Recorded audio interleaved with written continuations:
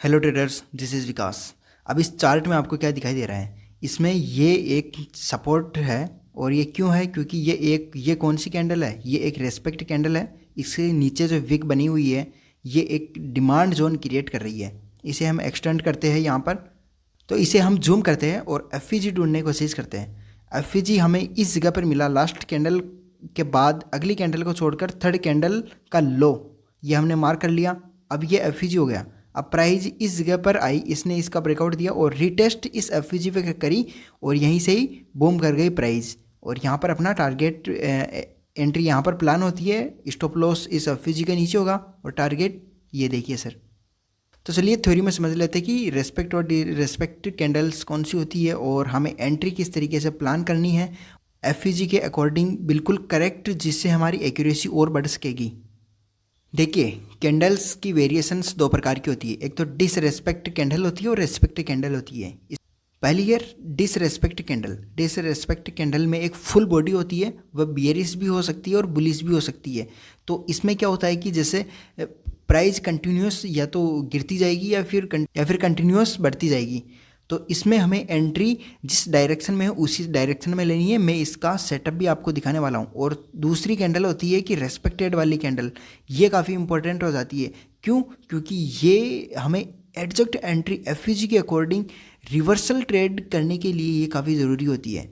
अब इसमें एक तो रिवर्सल प्राइस होती है, जैसे अब जारी होती है, यहाँ पर एक बड़ी सी विक बनी कैंडल ने और नीचे गई, तो इस गैप के एफ पर हमारी एंट्री होगी। तो रेस्पेक्टेड कैंडल के बारे में भी सेटअप में दिखाने वाला हूँ। अब देख लेते हैं कि डिसरेस्पेक्ट कैंडल चार्ट में किस तरीके से फॉर्म होती है। तो डिसरेस्पेक्ट कैंडल ये वाली है। अब ये क्या होती है? हायर टाइम फ्रेम पर है। अब इसे लोअर टाइम फ्रेम पर देखने पर ये इस तरीके से दिखाई देती है। डिसरेस्पेक्ट कैंडल एक कंटिन्यूस होती है, इसमें फुल बॉडी होती है, बियरिश और बुलिश हो सकती है और ये एक डायरेक्शनल ट्रेड लिया जा सकता है।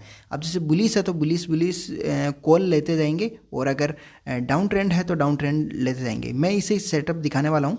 अब जैसे इसमें ये एफ बन गया। एफ क्या होता है पहले मैं ये दिखा देता हूँ। एफ क्या होता है? ये फर्स्ट वाली कैंडल है, अगली कैंडल को छोड़कर थर्ड कैंडल का लो यहाँ से हमें मार कर लेना है इस तरीके से। मतलब हाई और लो दोनों कैंडल का मार कर लेना है। नेक्स्ट में भी हमने इस तरीके से कर लिया कि ये वाली कैंडल इसका हाई, अगली कैंडल को छोड़कर थर्ड कैंडल का लो हमें मार कर लेना है। ये एक एफ हो गया। अब रिस्पेक्ट कैंडल यहाँ पर देखिए ये क्या होती है। अब जैसे ये हाई टाइम फ्रेम पर जैसे 4 आवर है, इसे हमने ब्रेक किया, लगभग 1 आवर पर शिफ्ट किया। तो 1 आवर पर शिफ्ट करने के बाद में इस तरीके से दिखाई देती है। अब इसके पीछे लॉजिक क्या है? जो ये रेस्पेक्ट कैंडल होती है उसमें छोटी सी बॉडी होती है और बाकी होती है एक विक होती है। अब ये विक बनती क्यों है? ये इसलिए बनती है क्योंकि यहाँ पर या तो अब जैसे ये रेड है मतलब कि बियरिश है, तो यहाँ पर सेलर्स की एंट्री हो चुकी है, इसलिए इसने प्राइस को डाउन कर दिया है। ये जो विक बनेगी यहाँ पर कई सारे एफ बनेंगे।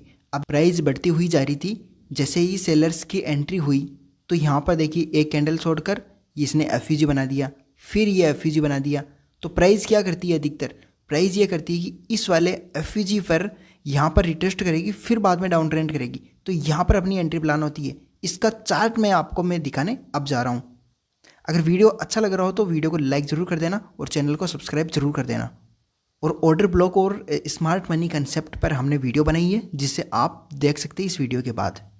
पिछले चार्ट को हम देखते हैं। इस जगह पर प्राइस कितनी डाउन गई और डाउन जाने के बाद में यहीं से ही बाउंस बैक करी। अब इस जगह पर इसलिए करी क्योंकि यहाँ पर बिग मनी की एंट्री हुई थी। अब ये वाला जोन अपने लिए काफ़ी इंपॉर्टेंट हो जाता है, एक डिमांड जोन क्रिएट होता है।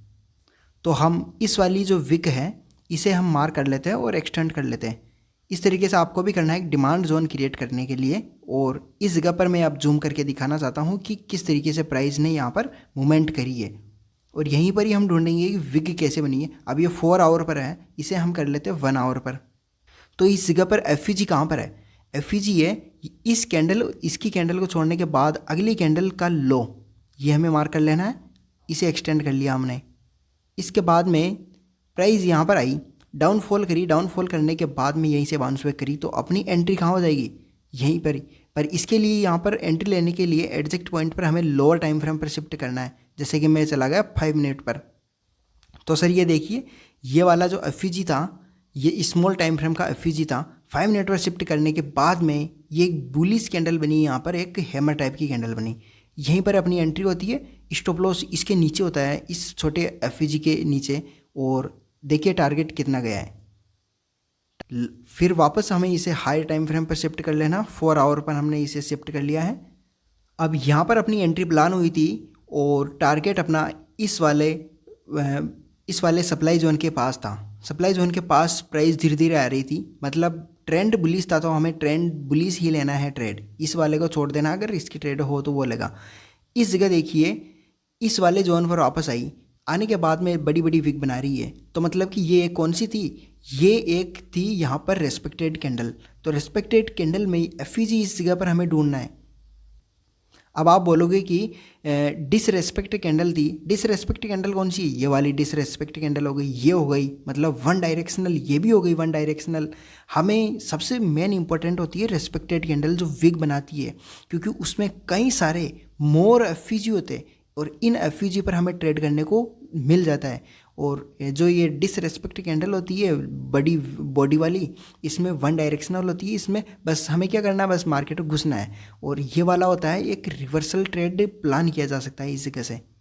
अब ये 4 आवर का है, इस जगह पर हम देखेंगे कि 1 आवर पर क्या दिखाई दे रहा है। पहले इसे डिलीट कर लेते हैं। अब एफईजी की देखने की ट्राई करते हैं। यहाँ पर एक एफईजी दिखाई दे रहा है, इस जगह पर ये एफईजी था।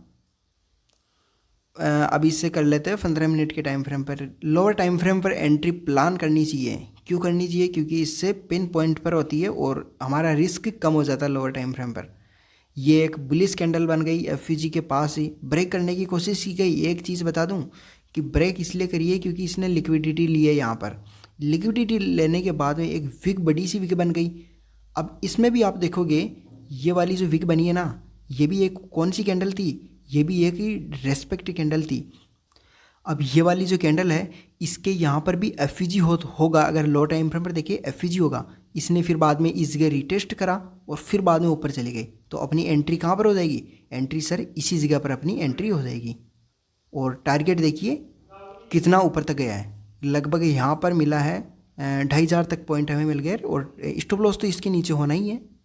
अब हमारा मेन मकसद क्या होता है, मेन मकसद ये होता है कि डिसरेस्पेक्ट और रेस्पेक्ट कैंडल बनने के बाद में एफईजी ढूंढना। अगर 4 आवर है, 4 आवर में ही अगर हमें एफईजी मिल गया तो वहीं पर ही अपनी एफईजी क्रिएट कर लेना। अब ये वाली कैंडल थी, एक डिसरेस्पेक्ट कैंडल बनी, इसके बाद में एफईजी कहाँ दिखाई दे रहा है, एफईजी ये है। अब यहाँ पर ये डिसरेस्पेक्ट कैंडल बनी है, सेलर्स यहाँ पर आएंगे, इस जगह पर आए थे, पर ये एक बुलिश कैंडल बन गई। बुलिश कैंडल बनने के बाद में एक एफईजी क्रिएट कर दिया। और मेजर ट्रेंड कौन सा था, मेजर ट्रेंड अप ट्रेंड था। तो हमें यहाँ पर ट्रेड लेना है, इस जगह पर नहीं। 1 आवर पर देखते हैं तो भी यहाँ पर एक बुलिश कैंडल बनी। ठीक है, कैंडल्स की देखनी है, कैंडल्स अगर बुलिश है, बियरिश है, उस तरीके से हमें ट्रेड लेना। 30 मिनट पर भी देख ली, यहाँ पर ब्रेक नहीं किया। जितने लोअर टाइम फ्रेम पर जाएंगे तो वहाँ पर ब्रेक करता हुआ दिखाई देगा, पर हमें एक मेजर ट्रेंड देखना है और उसके अकॉर्डिंग एफईजी पर हमें ट्रेड करना है। अभी मार्केट क्या कर रहा है, डाउन जाने के बाद में ऊपर गया, वापस इसी लेवल पर आया, यहाँ पर हमने ट्रेड प्लान किया, वापस आए इसी एफईजी पर ट्रेड प्लान किया ऑर्डर ब्लॉक पर, फिर इस जगह पर ट्रेड प्लान किया। एक इस जगह पर देखिए सर, एक ट्रेंड लाइन आ रही है जिसे मैं ड्रॉ कर देना चाहता हूँ। ये इस ट्रेंड लाइन के पास में ये एक बुलिश कैंडल बनी, बाद में इस जगह पर कंसोलिडेशन किया इसने। अब इस जगह पर दिखाना चाहता हूँ कि इस जगह एफईजी बना है या नहीं, फिर बाद में अपनी यहाँ पर एंट्री प्लान होगी। इस जगह पर देखिए एक बुलिश पैटर्न दिखाई दे रहा है, ये एक बुलिश पैटर्न था, इसका ब्रेकआउट हुआ और ऊपर गया। पर हमें तो क्या करना है, अपने सेटअप पर भरोसा रखना है, उसके अकॉर्डिंग हमें ट्रेड लेना है। अब इस जगह एफईजी कहाँ पर कहीं पर बनता हुआ दिखाई दे रहा है, जी बिल्कुल इस जगह पर एफईजी है। ट्रेड अपना यहीं पर ही प्लान होगा और टारगेट तो देख ही सकते हो कितना गया है। और ये रिसेंट है, कल की बात है जब मैंने ट्रेड यहाँ पर लिया था और कुछ एक ही पॉइंट हमने बुक किए। यही है कि साइकोलॉजी यहाँ पर होनी चाहिए कि इतना ट्रेड हम प्लान कर सकें। तो आई होप आपको वीडियो अच्छा लगा होगा और वीडियो को लाइक ज़रूर कर देना। और ऐसी ही स्ट्रेटजी मैं आपके साथ शेयर करता रहूँगा। थैंक्स।